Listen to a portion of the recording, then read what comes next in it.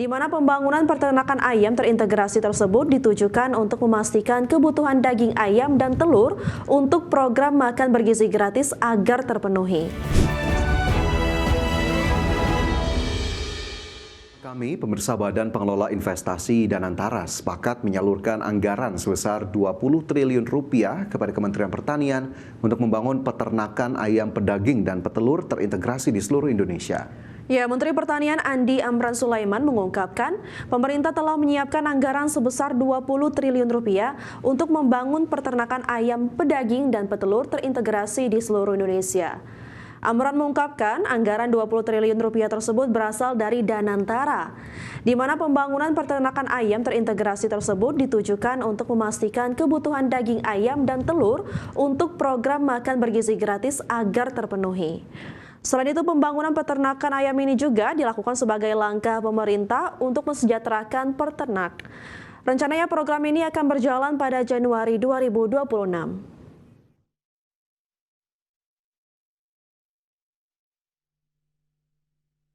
Pemerintah berencana mengembangkan budidaya perikanan darat di 500 kabupaten di seluruh Indonesia. Menteri Kelautan dan Perikanan Sakti Wahyu Trenggono mengungkapkan program budidaya perikanan di darat akan dilakukan secara bertahap dan ditargetkan rampung dalam 2 tahun ke depan. Tahun ini, pemerintah akan memulai pembangunan di 100 titik prioritas. Selain program budidaya perikanan, pemerintah juga menargetkan penyelesaian pembangunan 65 titik kampung nelayan merah putih pada tahun ini. Program tersebut diharapkan mampu mendorong pertumbuhan ekonomi di wilayah pesisir dan meningkatkan taraf hidup nelayan. Pembangunan budidaya di darat itu juga salah satu yang diminta oleh beliau untuk di 500 kabupaten. Budidaya apa itu? Budidaya perikanan. Targetnya sampai kapan itu Pak? Di 500 kabupaten? 2026 ya baru selesai. Tapi tahun ini dimulai kita ada 100 titik. Kantor Wilayah Direktorat Jenderal Bea dan Cukai khusus Kepulauan Riau menggagalkan upaya penyelundupan 281.583 ekor benih lobster di perairan utara Bintan, Kepulauan Riau. Benih lobster bernilai miliaran rupiah itu rencananya akan dikirim secara ilegal ke luar negeri. Aksi kejar-kejaran antara petugas bea dan cukai dengan pelaku penyelundupan lobster terjadi di perairan Bintan, Kepulauan Riau. Kapal cepat yang digunakan para pelaku akhirnya dikandaskan di pulau tak bertuan setelah petugas melepaskan tembakan peringatan. Para pelaku yang diperkirakan 3 orang ini langsung menghilang di balik rimbunan hutan. Saat diperiksa ditemukan 36 box styrofoam yang berisi ratusan ribu benih baby lobster jenis pasir.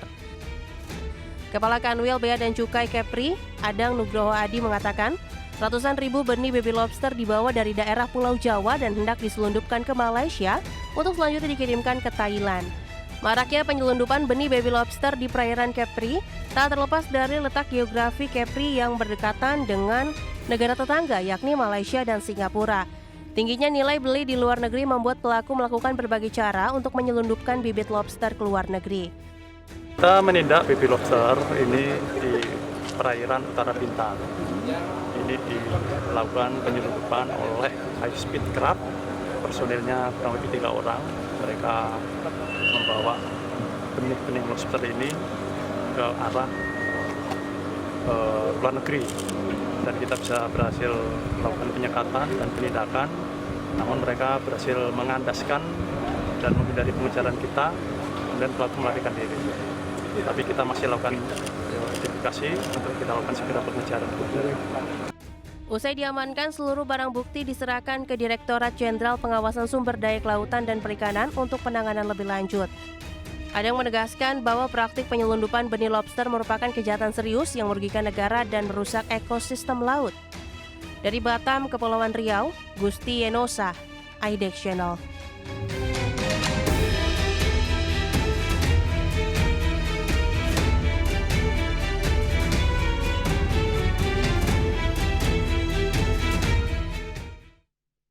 Bank Indonesia melaporkan posisi cadangan devisa Indonesia pada akhir Oktober 2025 tercatat sebesar 149,9 miliar dolar Amerika. dan tercatat meningkat dibandingkan posisi akhir September 2025 sebesar 148,7 miliar dolar Amerika. Ya, peningkatan cadangan devisa ini didorong oleh penerbitan global bond. Posisi cadangan devisa Indonesia pada Oktober 2025 mengalami peningkatan bila dibandingkan bulan sebelumnya. Bank Indonesia mencatat posisi cadangan devisa Indonesia pada akhir Oktober 2025 sebesar 149,9 miliar dolar Amerika Serikat. Meningkat 1,2 miliar dolar Amerika dibandingkan dengan posisi akhir September 2025 sebesar 148,7 miliar dolar. Kenaikan posisi cadangan devisa tersebut antara lain bersumber dari penerbitan global bond pemerintah serta penerimaan pajak dan jasa. Di tengah kebijakan stabilisasi nilai tukar rupiah dalam menghadapi ketidakpastian pasar keuangan global yang masih tinggi. Direktur Eksekutif Departemen Komunikasi Bank Indonesia Ramdan Denny Prakoso menyatakan Bank Indonesia menilai cadangan devisa ini mampu mendukung ketahanan sektor eksternal serta menjaga stabilitas makroekonomi dan sistem keuangan. Bank Indonesia meyakini ketahanan sektor eksternal tetap kuat didukung oleh prospek ekspor yang tetap terjaga serta arus masuk penanaman modal asing yang diperkirakan terus berlanjut. Sejalan persepsi positif investor terhadap prospek perekonomian domestik dan imbal hasil investasi yang tetap menarik. Untuk itu, Bank Indonesia terus mendukung peningkatan sinergi dengan pemerintah dalam memperkuat ketahanan eksternal guna menjaga stabilitas perekonomian untuk mendukung pertumbuhan ekonomi yang berkelanjutan. Dari Jakarta, Tim Liputan, IDEX Channel. Kita bergeser ke informasi lainnya. Pemirsa, Kementerian Kesehatan terus menggencarkan program cek kesehatan gratis bagi masyarakat. Ya, dari hasil pelaksanaan program CKG di berbagai daerah, Kementerian Kesehatan menemukan sejumlah temuan penting di setiap kelompok usia. Adapun pada bayi baru lahir, masalah kesehatan yang sering ditemukan adalah penyakit kuning dan berat badan lahir rendah. Wakil Menteri Kesehatan RI Dante Saxono Harbuwono mengungkapkan, program cek kesehatan gratis sejak dini sangat penting untuk mencegah penyakit kronis, serta menurunkan angka kematian akibat penyakit tidak menular. Dante mengungkapkan dari hasil pelaksanaan program CKG di berbagai daerah, Kementerian Kesehatan menemukan sejumlah temuan penting di setiap kelompok usia.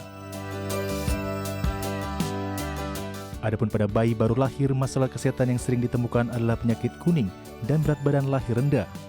Pada anak sekolah, masalah utama adalah kesehatan gigi dan kurangnya aktivitas fisik yang dapat memicu obesitas. Sementara untuk kelompok usia dewasa, masalah yang dominan adalah obesitas, baik berdasarkan berat badan maupun lingkar perut. Sedangkan pada kelompok lanjut usia ditemukan masalah aktivitas fisik yang rendah, mobilitas terbatas, serta kesehatan gigi yang kurang.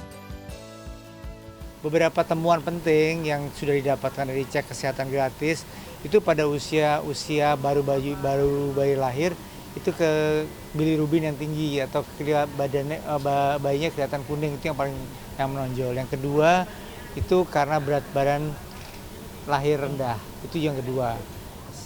Pada usia dewasa juga begitu, pada usia dewasa juga aktivitas juga yang kurang karena kita kebiasaan modernisasi ini kan naik Gojek, kemudian masalah transportasi yang membuat orang kurang aktivitas, itu menjadi masalah yang penting juga di usia dewasa. Kemudian obesitas itu 30% dari hasil pemeriksaan cek kesehatan gratis itu kira-kira menderita obesitas. Dante menambahkan program cek kesehatan gratis akan terus dilanjutkan untuk meningkatkan kesehatan masyarakat sejak usia dini dan mendeteksi penyakit sebelum menjadi lebih serius. Dari Jakarta, Dias Triawan, Koirudin, Tim Liputan, IDX Channel.